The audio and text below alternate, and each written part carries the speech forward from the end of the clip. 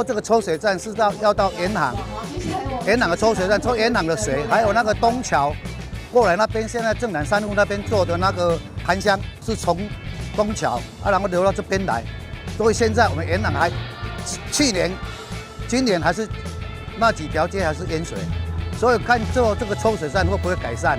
做这个抽水站呢，最大的就是我们沿航里的排水问题啦。这里的是比较低洼地区，所以我们要设置抽水站来抽水。之前已经有永康抽水站，还有永康东抽水站，这样子的抽水能力呢，对低洼地区是有不足了。所以市长就跟国土署来争取经费，争取了3.94亿元来办理这个营队抽水站。那这样子呢，就可以有效的改善整个沿航地区还有那个正南山路下来一个低洼地区的一个积淹水。市长在跟区局长的合作之下，持续的跟中央来争取经费上的补助，后续还有相当多的治水预算会拨给台南市政府来完善整个台南市政府的一个治水。掌握市政3分钟，台南进步向前冲。3、2、1，请启动！台南市永康区延州抽水站竣工启用。这个延州抽水站，事实上，是每秒钟可以抽26.5 CMS， 也就是每秒钟抽26.5吨，非常大的一个抽水量。那应该可以保护面积有达到76公顷。这么大的面积，我相信对于永康地区民众的生命安全、财产安全会有最大的一个安全的保障。但是人为的力量毕竟有限，大自然的力量是无穷的。我们希望面对极端气候，我们尽量做可以让那个沟渠不要阻塞的，这些是民众可以做的就能够拜托我们民众来配合。抽水机量能再大，但是如果抽水管线不通，或是沟渠阻塞的话，那也是不行的。所以我们还会全力的把该清的沟渠、该做的这个水利设施能够把它做好，希望能够让台南市不要再受到水患的这个侵袭。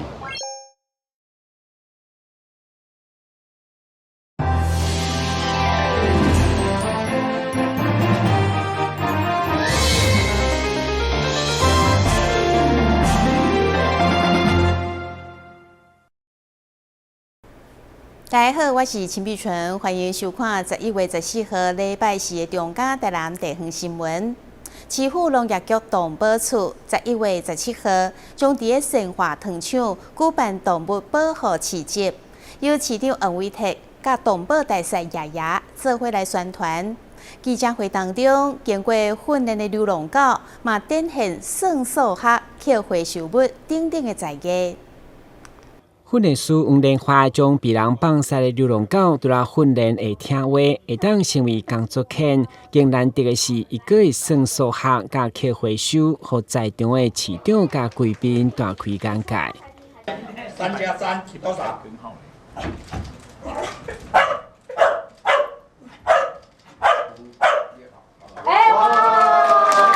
？3右，3右往下，右往下。哇！这是比人还聪明比人还单纯，比人还友善，是。所以说，我觉得其实不管是用叫的，还是用写的，都是蛮厉害的。市府为了宣传爱宠物甲动物保护的观念，11月17号将要请3大宠物品牌来做伙办市集。同时，爷爷林依婷、马丹林动保大赛甲市长黄伟哲做伙拍片，宣誓打造台南成为动物友善城市。两人嘛同时出席记者会，邀请大家11月17号来生化糖厂。面希望能够推动。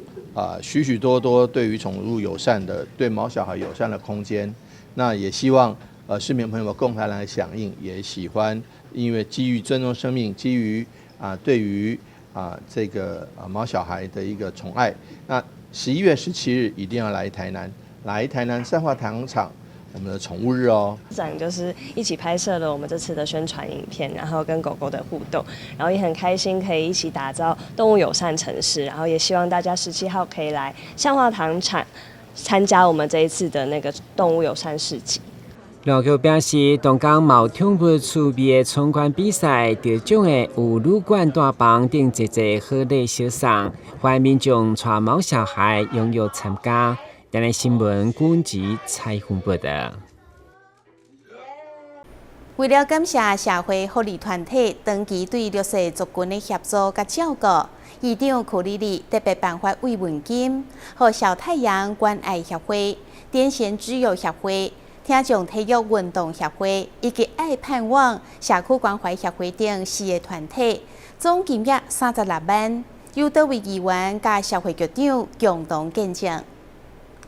伫这位议员甲社会局长卢宇聪的见证下，台南市议会有立议长区里里代表关政4个社会福利团体，包括社团法人小太阳关爱协会、台南市爱盼望社区关怀协会，以及台南市癫痫之友协会、甲听众体育运动协会等，每一个团体8万到10万块不等，总金额36万，希望帮助偏乡的社会福利团体。大家可能对我们这几个社团都不是说那么的熟悉因为他们真的是都在非常艰困的地方在经营，特别是我们小太阳关怀协会，它是南西区唯一的儿童少年社区关怀据点，长期关心并照顾当地有需求的儿少。那台南市爱盼望社区关怀协会，它是无私奉献于白河地区，也是偏乡，为当地的老人群体提供必要的关怀与服务。那台南市癫痫之友协会呢，它是致力于癫痫患者提供所需的协助。那台南市听障者运动体育协会呢，它是帮助听障者参与体育活动为使命，并为身心障碍者争取更多的权益与支持。透过这一次的捐赠，是针对我们在地，尤其是偏乡，还有呢比较罕见的这一个身心障碍者的一个协会。那他们都是在呢小型的一个社福提供在地的一个服务。那这次呢一共有4个来接受这一个资金上的一个协助。那也非常感谢议长，还有我们各位议员，以及我们议会一直以来的一个协助，可以让我们小型的社福团体呢持续在地发光发热。议长表示，无论是关怀偏乡的儿童甲家庭，还是关心身心障碍者的福祉，真侪无私奉献的社会福利团体，还是真需要社会各界的帮忙。亲像听众体育运动协会，就会用利用这笔经费来聘请更较侪手语老师来教导民众，和听众朋友嘛用落实知识的边缘，甲民众来沟通。台南新闻林根采访报道。台南美家公安局上架72档再次作证，26间交易警也伫个西门医院大石段轮番入证，展现特殊的虎城信仰。其中开机灵油奖特别献上一顶价值120万的纯银帽，和镇定的地虎千岁嘛成为焦点。西门医院这3天相当热闹，因为台南美家公安局正伫咧举办甲新年建造大典，人潮满满满。交易警有公庙拢用心准备入证礼，其中以开机灵油奖敬献价值120万的银帽，上引人注目。入证要创啊，迄金额3月按较无遐尼哪许啦，是种9月拄啊72年啊，伊拄啊即斗做证，拄啊安着庙里老这能力，这个新帽拢即马真少看到的，用原则银的迄个。非常好呀！这顶纯银帽头围70公分，重量170两，是相当罕见的大型新面帽啊！尤其是替建造主神地虎千岁所打造，除了传统的九龙二凤，顶头也个特别结合庙宇的文化背景。因为它是属于王庙，我们也不能跳脱，所以我想说在在配件上面，我们多加一些不一样的那个东西，这样子。古玩宫这边就是一个市场，我想说啊，那就上面就很多有虾子、有螃蟹，就以那个水族为主啊，然后就是呈现比较不一样的风格。工艺师开8个月时间用心设计，加上这几档应价愈起愈悬，全新制作当做艺术品，更是难得。其实先前也阁有人要求用白银镀金，配好也做一套金正甲，同款引起袂少讨论。也毋过不管安怎讲，拢是互新民的心意。台南新闻社会采访报道。台南市今年8月，甲日本富良野市缔结友谊城市。13号，市长裴孟俊就率团到台南市参加日本商品展，介绍当地冠军葡萄酒、cheese、牛奶等等出名的物产。市长黄伟哲也前往开幕典礼相听，欢迎市民前往参观日本商品展。北海道是台湾民众上爱去的旅游地点之一，其中第2大城市富良野市目前来到成功3月台南西门店参加日本商品展，展出因上丰富的农特产，要互民众唔免出国地当享受。其中除了薰衣草系列的物产，因上界出名的葡萄酒更是展示的一大焦点。有摕下世界酒类评鉴金奖，以及全球绝版的50周年纪念酒拢有。嘛，因为该市今年8月已经甲台南缔结友谊城市，所以13号市长黄伟哲嘛特别到场徛台到宣传，欢迎大家拢来日本展踅踅。富良野市是我们台南的友谊城市，那也借着这个机会，让更多的台南市民朋友们，还有台湾民众来认识、了解富良野。那我们也签署了多方的交流，包括学生文化、体育的交流。这方面也会把台南的好吃的芒果跟凤梨介绍给富良野市，双方对等。那也希望说，借着这个物产交流、文化交流，牵起双方友谊的桥梁，让更多的日本民众跟台湾的民众互相彼此认识了解。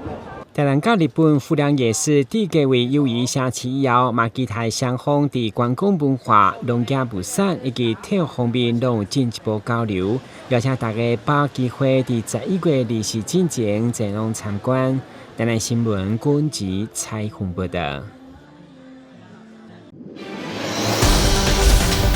中央新闻在基隆，中嘉新闻在台北，中嘉新闻在新北，中嘉新闻在桃园，中嘉新闻在台南，中嘉新闻在高雄，忠实呈现最佳新闻。每周六下午1点，请锁定高雄都会台中嘉新闻周报，带给您最在地的观点，最有人情味的报道。台湾好新闻就在中嘉新闻周报。圣诞节将要来到，台南大运动百货特别举办公益无涯活动。今年的目标是希望伫11月24号进行，会当替台南市的偏乡国小、甲花莲县秀南乡富士国小筹募到300箱的运动鞋，邀请大家做伙来响应。国小阶段囡仔好动发育紧，鞋仔常常歹去，也是小细需要更换。这笔开销对着关怀家庭来讲是袂少的费用。台南大碗爸打算要募集300箱新鞋仔，当做圣诞礼物送给因，每一箱认购价销990块。这个活动大概有10几年的历史了哈，自从尤其是徐董事长一直在圣诞节的这个节日对于偏乡的小朋友有一个关怀。那我们台南市政府这边也持续的一直在做关怀的动作。那非常高兴，今年再度的往西北那边去。这摆将送予麻豆咸水区的查经国小，同时因应赈灾，有一部分的运动鞋仔要送予花莲县秀林乡的学生，希望会当予这的囡仔感受到爱，摕到新鞋仔会当予因的面上充满着笑容。很开心，因为它是我喜欢的颜色，而且还有一点粉粉的。跑步的时候可以比较快，跑比较快。非常感谢远隆百货这一次可以办这样子的募鞋活动，然后一起来教会我们偏乡的小孩。校长特别送到感谢状，予台南大碗巴。该活动为16当前开始，高达累积募集超过3500双鞋仔。民众所认购的爱心运动鞋仔，也可当参加百岁的周年庆。欢迎民众来响应这项有意义的活动。台南新闻所台采访报道。迎接圣诞节，同时欢庆10周年。南方购物中心伫 A2 馆1楼的广场，甲西班牙知名的搞怪艺术团队来合作，打造一个圣诞乐园。以驯鹿鲁道夫做主角的高价驯鹿，甲圣诞老人为主题，象征购物中心10当来大新的陪伴。为迎接圣诞节，南纺购物中心圣诞点灯活动13日晚上于2馆1楼广场举行。由台南应用科技大学流行音乐系的歌手与女团带来精彩的歌舞表演，展现青春活力。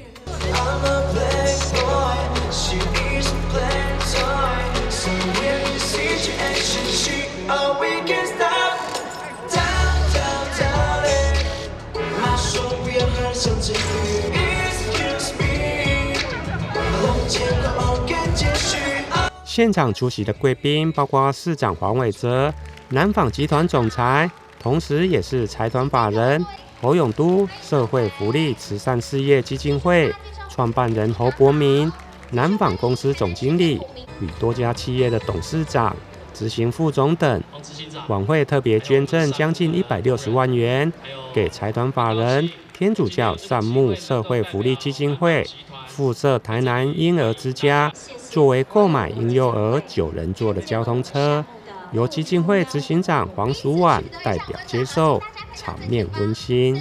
那我们就请侯董事呢代表来捐赠我们婴幼儿9人座交通车给我们财团法人天主教善牧社会福利基金会。南纺公司总经理王立范表示，侯永都基金会从民国78年至今，遵守取之于社会、用之于社会的精神，迄今已捐赠32部的车辆供公益使用。市长黄伟哲也感谢台南纺织集团，不仅作为商业界的领头羊，而且对社会公益更是不落人后。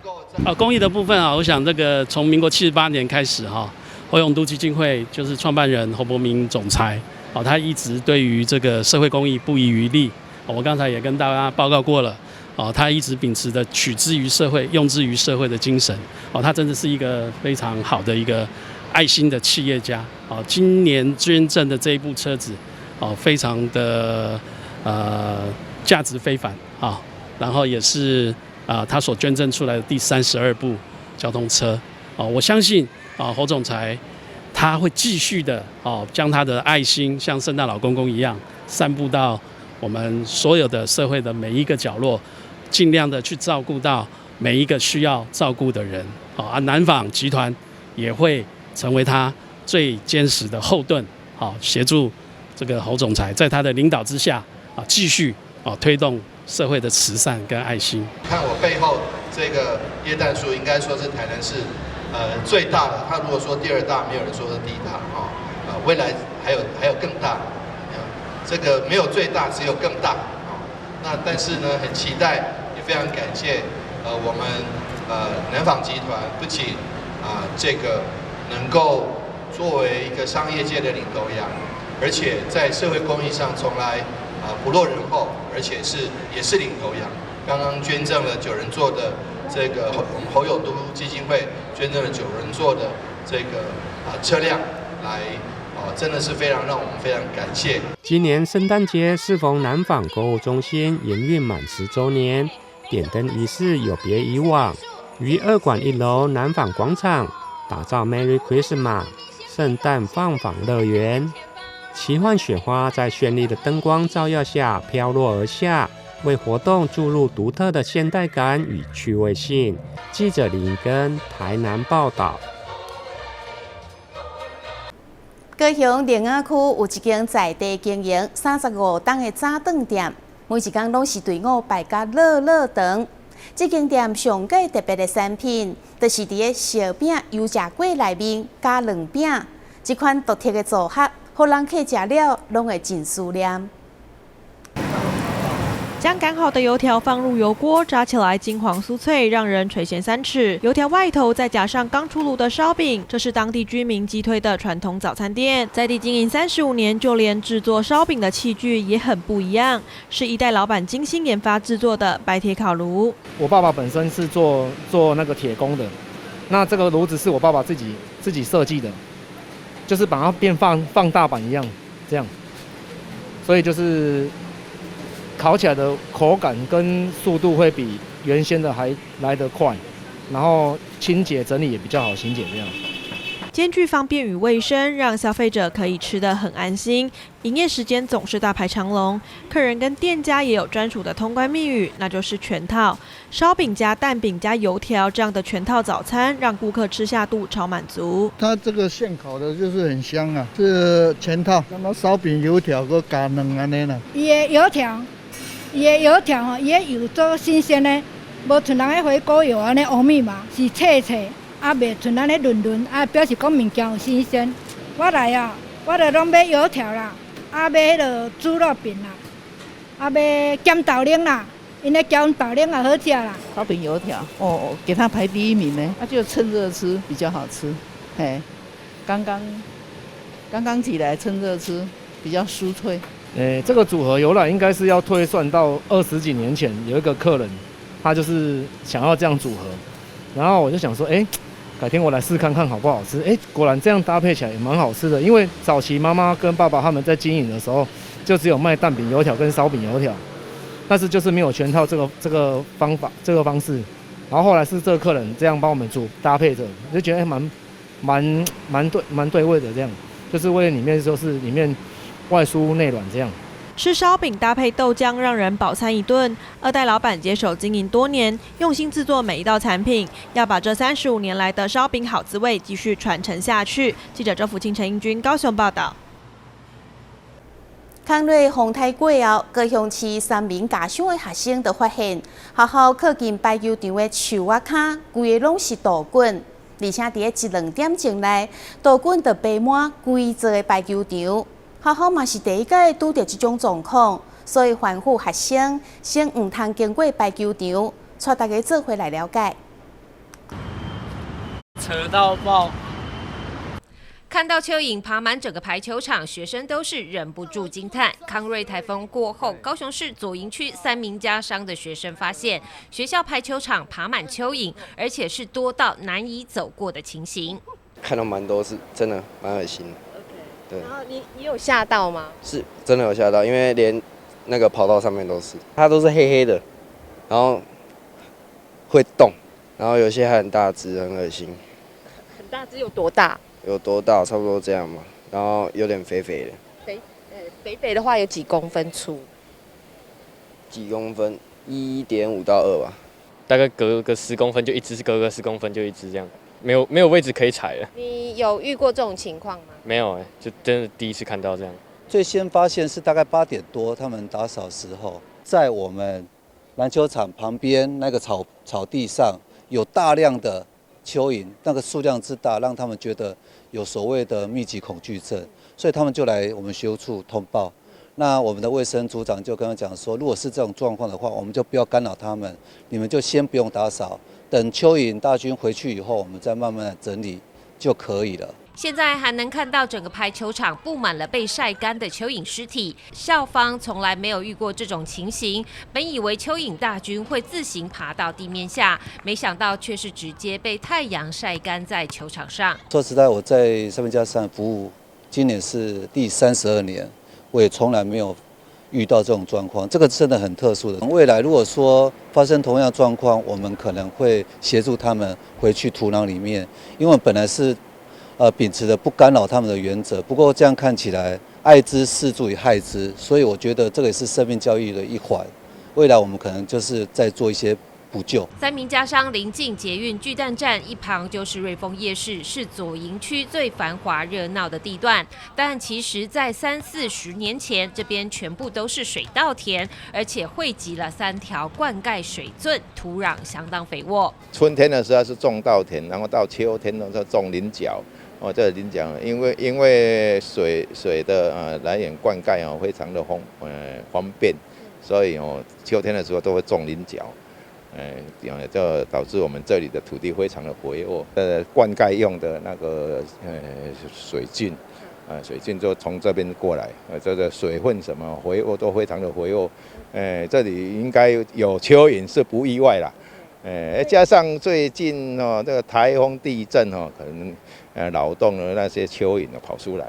许多人猜测蚯蚓爬出地面是不是又要发生地震？中央气象署2022年曾发文说明，影响蚯蚓行为的因素非常多，其中有地温、相对湿度、日照时数、气压等等，都有可能促使蚯蚓爬出地表。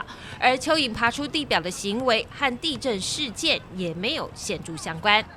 记者吴佩珊高雄报道。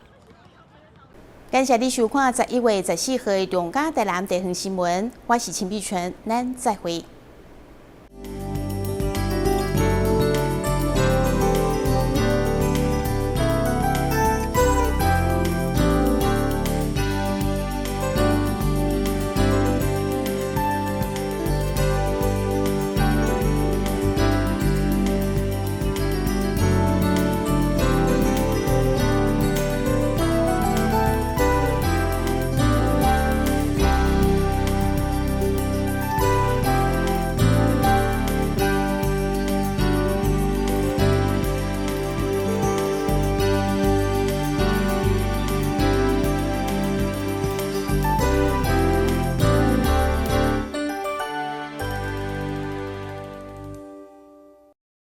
又有人上当了，有钱要进来了。只要你敢领，警察一定抓到你。抓到也不会那么严重啊。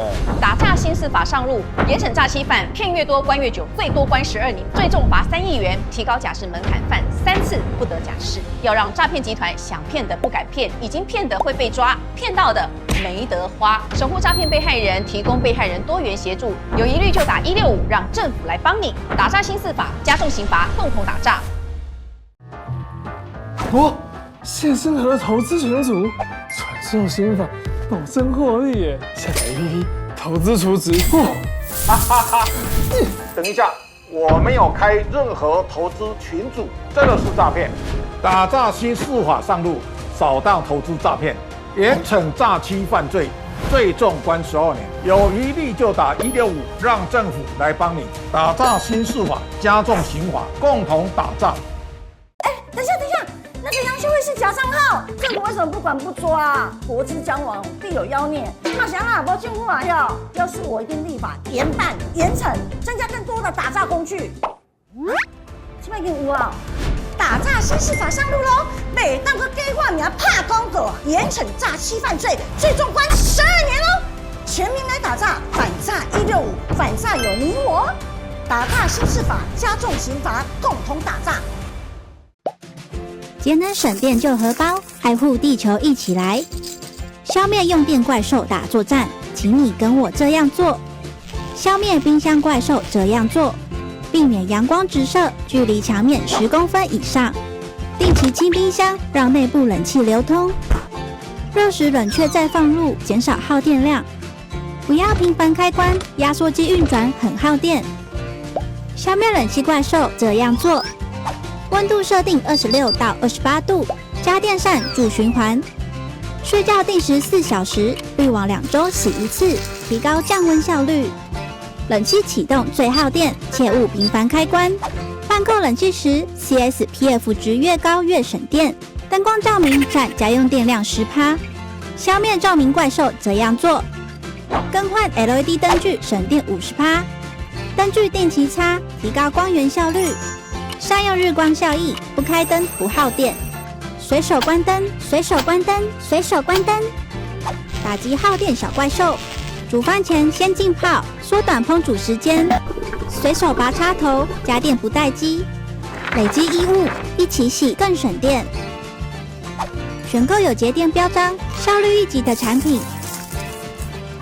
随手关灯，节能减碳，减轻地球的负担。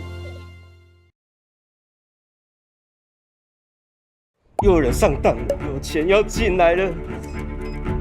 只要你敢领，警察一定抓到你。抓到也不会那么严重呢。